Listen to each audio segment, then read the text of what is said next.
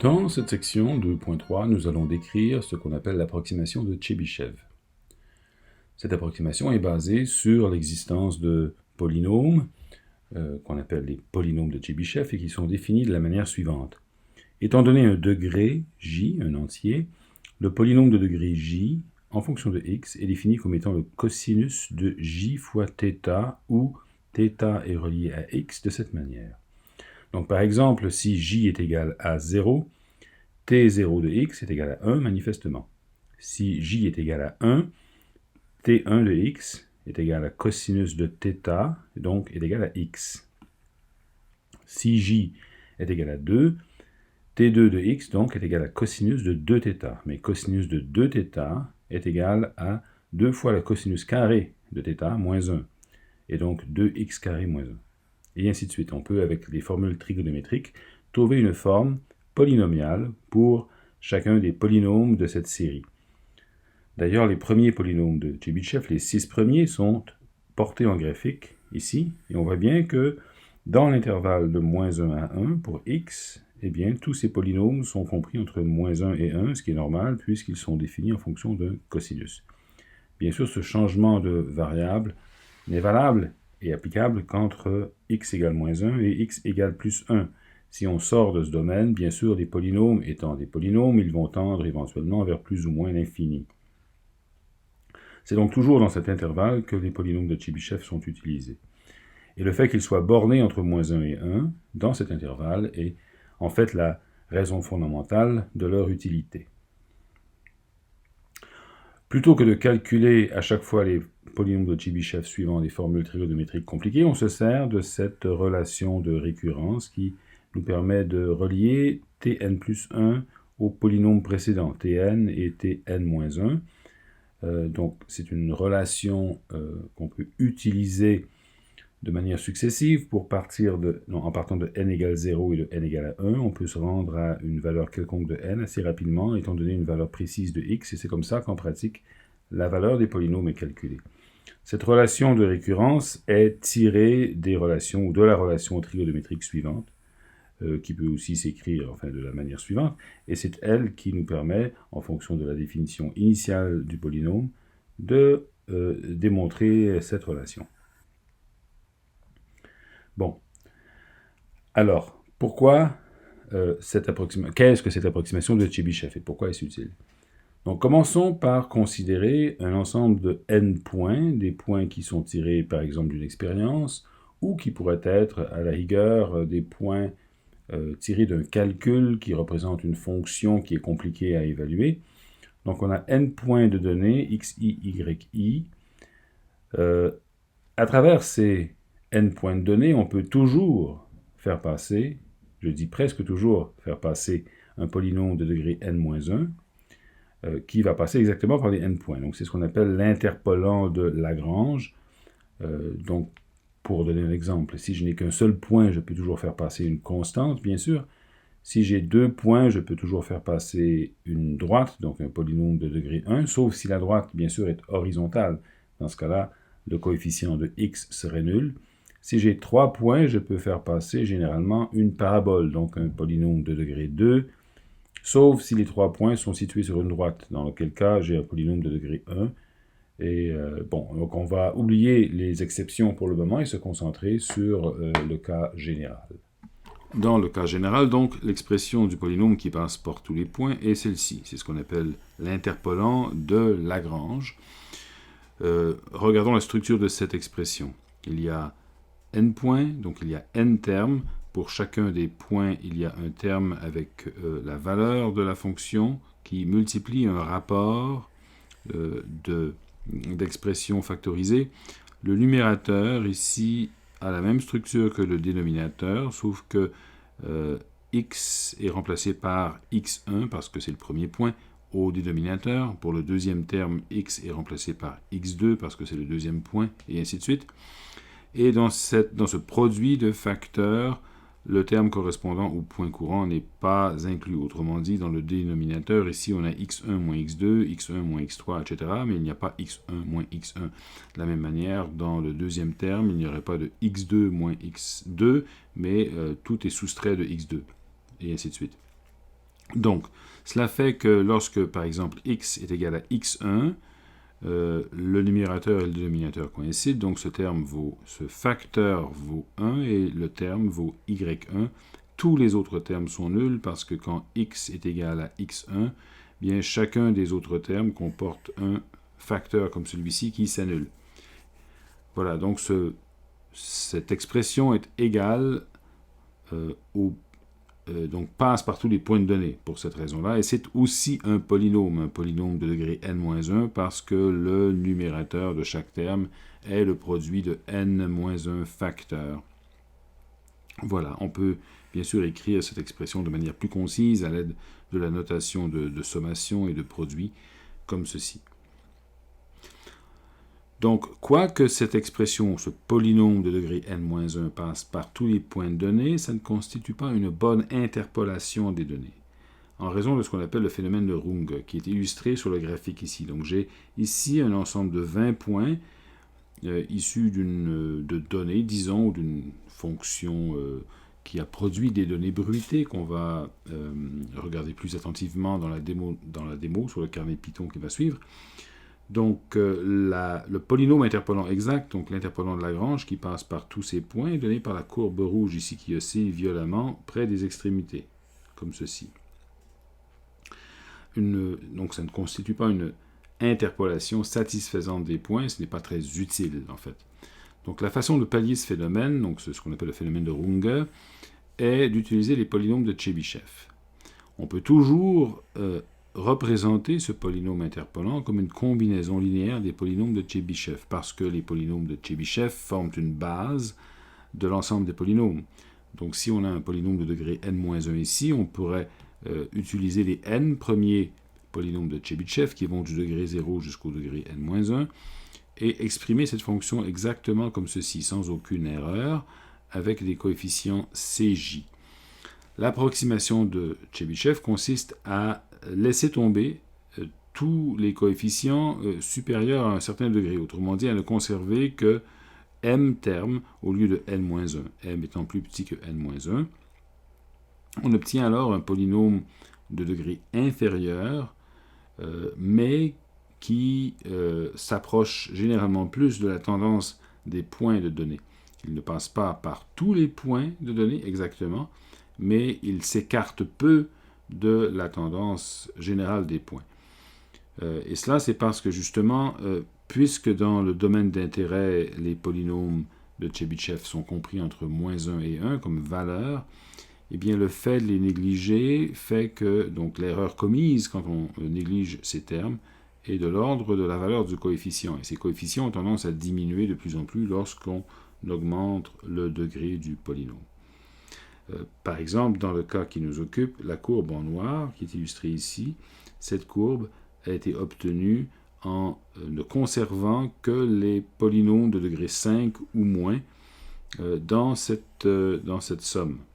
Donc on voit que même si cette courbe en noir ne passe pas exactement par tous les points, elle représente mieux la tendance de l'ensemble des points. C'est une première application donc, des polynômes de Tchebychev. Une autre façon de contourner le problème des oscillations du phénomène de Runge, je veux dire, c'est d'utiliser non pas un nombre restreint de polynômes par rapport au nombre de points de données, mais d'utiliser une grille différente. Donc, je m'explique. Ici, j'ai une fonction lorentzienne, donc en orange, donc une fonction qui comporte un maximum bien défini, qui a une certaine largeur. Cette fonction lorentzienne, je l'ai échantillonnée à 20 points, encore une fois, les points bleus, et j'ai fait passer par ces 20 points un polynôme de degré 19, un polynôme exact, donc, et ça me produit cette courbe verte qui oscille violemment proche des extrémités, donc c'est une mauvaise façon d'interpoler, alors que sur la courbe de droite, j'ai fait exactement la même chose, mais à l'aide d'une grille de valeur de x qui n'est pas distribuée de manière uniforme. Donc cette grille uniforme va immanquablement me mener à ce phénomène d'oscillation, alors que la grille non uniforme ici est choisie de manière très spéciale. Les points sur cette grille sont en réalité les positions des racines du polynôme de Tchebychev de degré 20, parce que j'ai 20 points. Alors qu'est-ce que je veux dire par là ? Premièrement, il faut faire une correspondance, établir une correspondance entre les valeurs de x de l'intervalle d'intérêt et les valeurs de x qui définissent les polynômes de Chebyshev. Donc, si j'ai un intervalle de x qui va de a à b, comme ici de 0 à 10, et que x' est compris dans l'intervalle de moins 1 à 1, eh bien, je peux définir cette transformation affine qui me fait passer de l'intervalle moins 1 à 1 à l'intervalle AB, tout simplement. Donc, je vais choisir pour les valeurs de x' les racines du polynôme de Chebyshev de degré 20, et je vais transposer ces valeurs de x' en valeurs de x qui, maintenant, sont distribuées comme ce qui apparaît ici sur ce graphique. Et quand je fais ça et que je fais passer un polynôme exact à travers ces 20 points, j'élimine ce phénomène de Runge. Donc je n'explique pas ici pourquoi c'est le cas, il y a des raisons profondes pour cela, mais je vais simplement signaler que ces racines du polynôme de Chebyshev sont faciles à trouver. La raison, c'est que le polynôme étant défini comme étant cosinus de n fois θ, lorsque cosinus n θ est égal à 0, il s'ensuit que θ est donné par ces valeurs, où j prend des valeurs entières de 0 jusqu'à n-1. Et donc, les valeurs correspondantes de x, je devrais dire de x' ici, sont données par le cosinus de ces angles, donc par ces valeurs-ci. Et ensuite, je peux définir les valeurs de grille dans un intervalle AB par cette correspondance ici. Donc, cette deuxième application des polynômes de Chebyshev donc, est un peu distincte de la première. Donc, je vous rappelle les deux différentes façons d'appliquer cela. Premièrement, si on a le choix d'utiliser les valeurs de x, donc pour réaliser une interpolation, on peut choisir les valeurs de x comme étant les racines d'un polynôme de Chebyshev d'un degré n, pour avoir n valeurs. On peut montrer d'ailleurs que les n racines du polynôme de Chebyshev de degré n sont vraiment contenues à l'intérieur de cet intervalle de moins 1 à 1. Donc c'est une façon de faire, on choisit une grille qui s'accorde avec les théorèmes des polynômes de Chebyshev, et on fait un lissage polynomial exact. L'autre façon de faire est ce qu'on a décrit plus tôt, c'est-à-dire qu'on a une grille uniforme, parfois on n'a pas le choix de la grille, ça peut être des points de données, des points expérimentaux. À ce moment-là, on fait un lissage exact des points sur un polynôme qui comporte ce phénomène d'oscillation, et on tronque la série en ne conservant que les les premiers termes, les premiers polynômes. Voilà. Voyons maintenant comment on peut réaliser en pratique l'approximant de Chebyshev.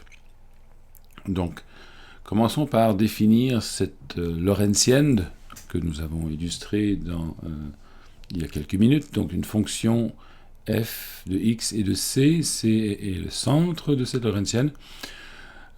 Donc, nous allons ici limiter l'intervalle de considération de 0 à 10, utiliser 20 points sur la grille.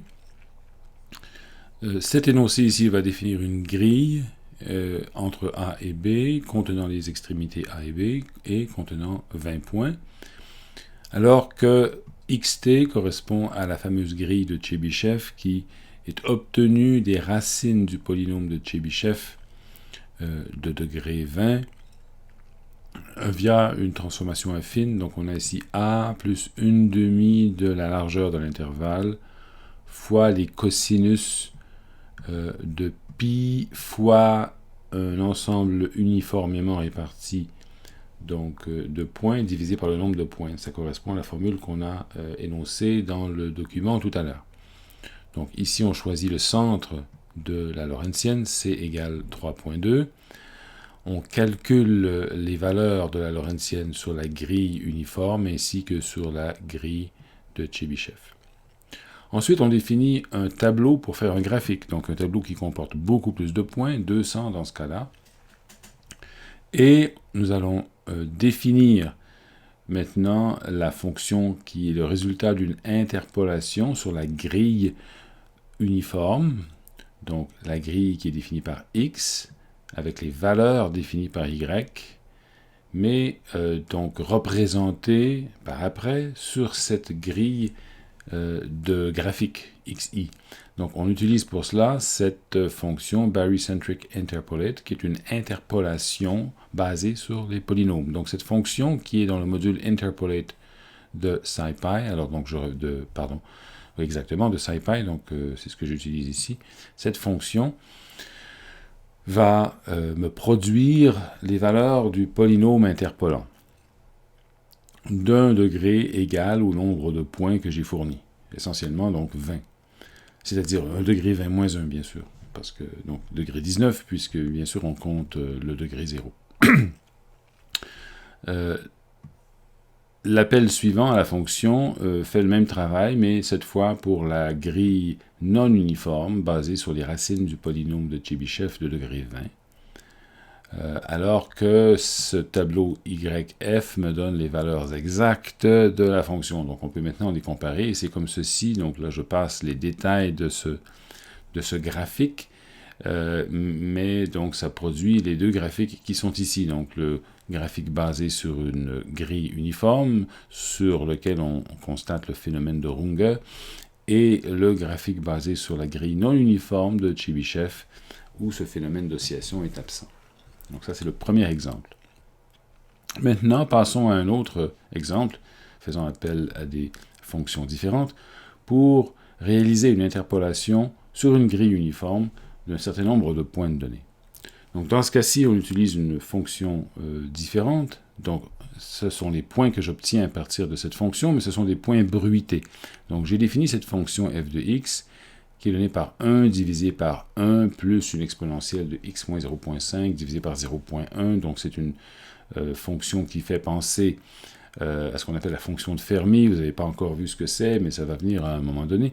Donc c'est une fonction qui me fait passer d'une valeur constante essentiellement vers une autre valeur constante, mais j'ai ajouté à cette fonction un certain bruit à l'aide de nombres pseudo-aléatoires pour obtenir un ensemble de points qui simulent, si vous voulez, des données expérimentales. Et j'ai mis toutes ces données-là dans un fichier que j'ai appelé chebi.in, et c'est ce que j'illustre ici.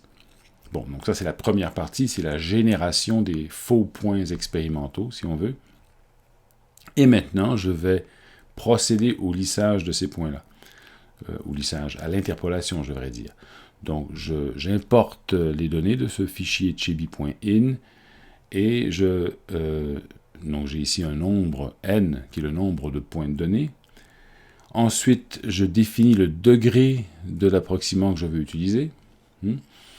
Et je vais maintenant calculer les coefficients des polynômes de Tchébychev qui sont impliqués dans cette approximation. Et ça se fait dans NumPy, cette fois, dans le module polynomial et le sous-module Tchébychev. Alors notez que bien sûr en français on écrit Tchébychev comme ça, en anglais on l'écrit comme ça vient du russe, donc la translittération dans l'alphabet latin n'est pas la même selon qu'on est en anglais ou en français. Donc polynomial.tchébychev.chebfit donc va à partir des données, alors x et y ici sont les points de données, n ici c'est le nombre de points de données, donc c'est l'ordre maximal que j'ai utilisé ici, donc ce premier ensemble de coefficients me donne les coefficients de la série complète de Tchébychev, incluant tous les termes, et donc va mener nécessairement à un phénomène de Runge, à des oscillations, alors que dans le deuxième appel, ici, j'ai spécifié que je voulais un degré d'ordre, enfin un degré 5 ici, et non pas un degré 19. Donc, une fois que j'ai calculé ces coefficients, j'ai besoin d'une autre fonction qui s'appelle chebval dans le même module pour calculer la valeur du polynôme de Tchébychev associé à ces différents coefficients. Donc, ce que je fais à ce moment-là, c'est de me définir une grille beaucoup plus fine, qui est une grille destinée à faire un graphique. Je vais donc calculer sur cette grille les polynômes de Tchébychev, ou plutôt la série de polynômes de Tchébychev, qui, bien sûr, est donnée en fonction de cette grille que je viens de définir et des coefficients que j'ai calculés plus haut. Donc, coef 0, ce serait la valeur ou la représentation polynomiale exacte des points, alors que YFit serait une représentation approchée où j'ai un degré égal à 5. Et le reste, ce n'est qu'une question de graphique. Et voilà ce que j'obtiens. Donc la courbe verte s'obtient avec un polynôme de degré 20, et je pense que j'aurais dû dire que c'est un polynôme de degré 19, puisque j'ai 20 points dans cet ensemble de données. Je pense que j'ai 20 points, parce que oui, exactement, j'ai 20 points ici, donc en réalité c'est un polynôme de degré 19, donc c'est donc mon erreur d'avoir indiqué que c'était de degré 20. Je devrais le considérer ici, voilà, comme ceci. Donc si je le refais, ça va corriger ici, malgré ce petit avertissement sans gravité. Et l'approximation de Chebyshev de degré 5 est donné par cette courbe en noir. Si on modifiait degré, si je désirais un degré plus élevé, par exemple presque la moitié du nombre de points, j'obtiendrais ici une courbe qui, bien qu'elle qu'elle passe plus proche des points, commence à montrer des signes vers la fin ici d'une oscillation qui n'est présumément pas représentative de la fonction originale. D'accord? Donc il ne faut pas exagérer ici. Si je donne un degré trop faible, par exemple 3, eh bien là je vais aussi m'éloigner des points de manière un peu exagérée. Donc il faut trouver le moyen terme. Et le moyen terme, donc difficile à définir, mais dans ce cas-ci, 5 semble faire l'affaire parfaitement. Voilà. La dernière partie de ce carnet, ce n'est essentiellement qu'une réalisation des graphiques des polynômes de Chebyshev, donc vous pouvez le regarder si vous voulez, mais ce n'est pas essentiel à la compréhension du procédé. Merci de votre attention.